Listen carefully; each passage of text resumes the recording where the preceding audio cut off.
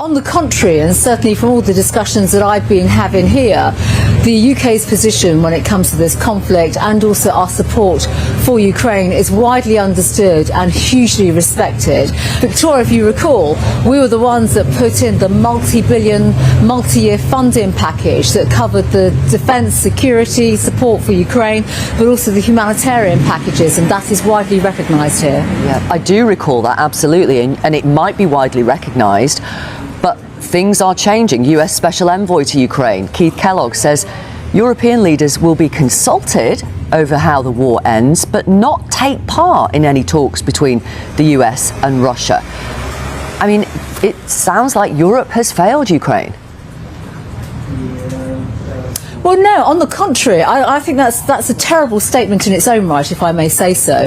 When you look at the strong support that NATO allies and NATO countries and European allies have given to Ukraine.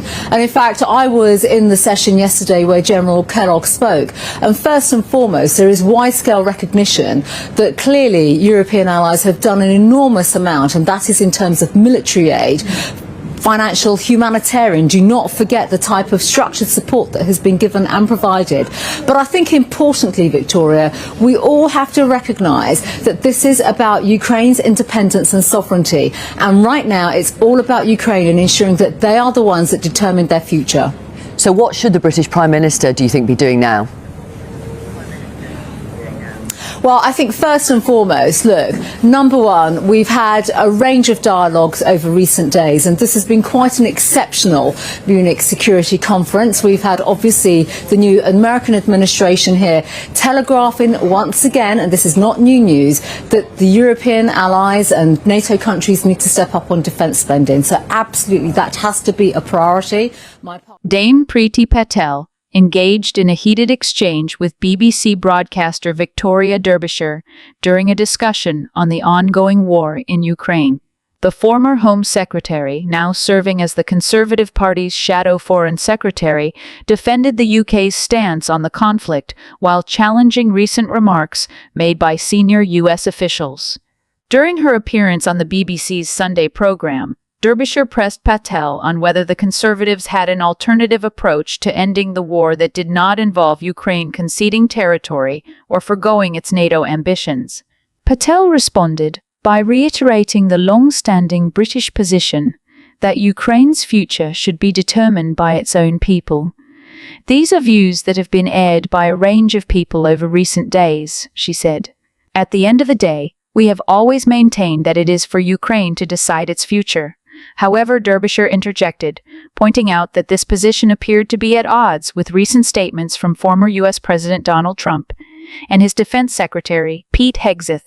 Trump and Hegseth have argued that Ukraine's efforts to reclaim occupied territories and its NATO aspirations are unrealistic, with the latter asserting that European forces, not American troops, should bear responsibility for maintaining peace in the region. Pressed on this apparent divergence, Patel urged caution, arguing that it was premature to draw conclusions from isolated remarks.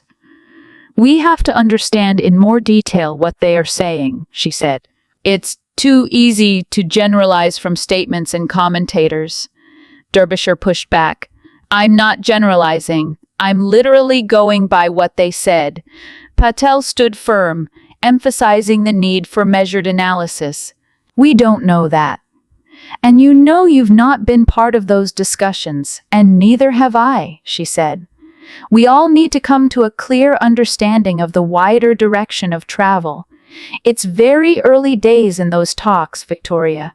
The Tory frontbencher also dismissed claims that the UK is being sidelined in diplomatic discussions about the conflict's resolution, insisting that Britain and its NATO allies remain integral to supporting Ukraine.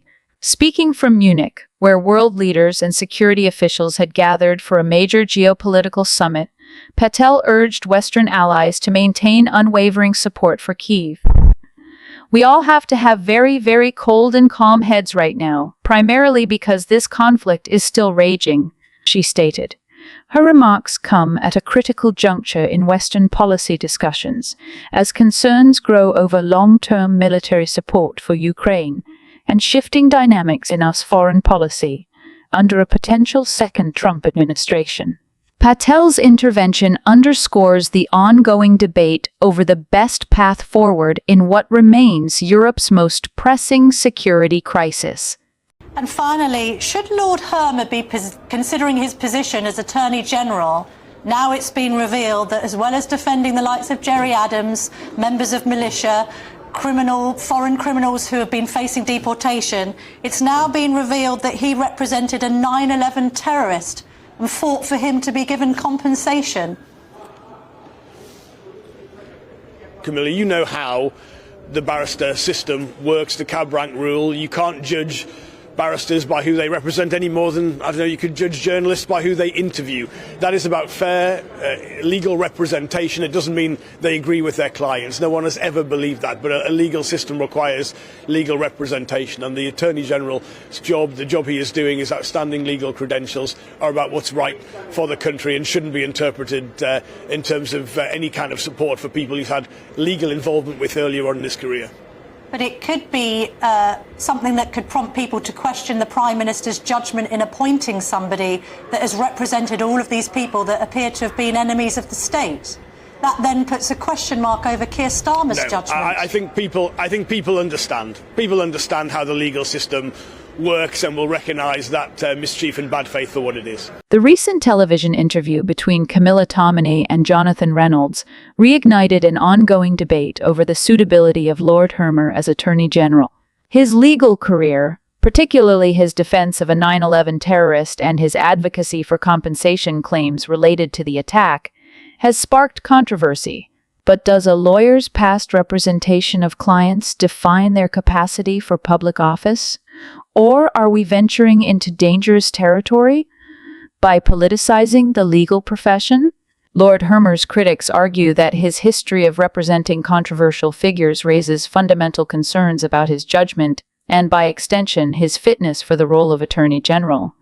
The position, after all, is not just a legal one, but also carries significant political weight. Those opposed to his appointment suggest that his previous advocacy could create conflicts of interest or damage public confidence in the government's legal oversight. However, his defenders point to the cornerstone principle of the justice system, the right to legal representation. A fair and impartial legal system requires that even the most vilified individuals receive a robust defense. To penalize a lawyer for fulfilling this duty sets a precarious precedent, one that could dissuade top legal minds from engaging in politically sensitive cases for fear of future recrimination. Jonathan Reynolds, speaking in his interview, appeared to navigate this complex issue with caution, acknowledging the sensitivities at play. While acknowledging public concerns, he also underscored the broader principle at stake, that the legal profession must remain independent of political pressures. The rule of law, he seemed to suggest, must remain above partisan maneuvering. This controversy also echoes a broader trend in political discourse. The increasing scrutiny of past professional decisions in shaping public officials' eligibility for office. As modern politics becomes ever more polarized, the distinction between professional duty and personal belief is becoming increasingly blurred. Ultimately, the debate over Lord Hermer's appointment speaks to a fundamental tension between political optics and legal principles. Should public officials be judged by their past clients, or should we maintain a steadfast commitment to the principles that underpin our justice system? The answer may well shape not just Lord Hermer's future, but also the broader standards by which we evaluate legal professionals in public life. Thank you for watching. Don't forget to like, subscribe, leave a comment below, and join our Telegram community.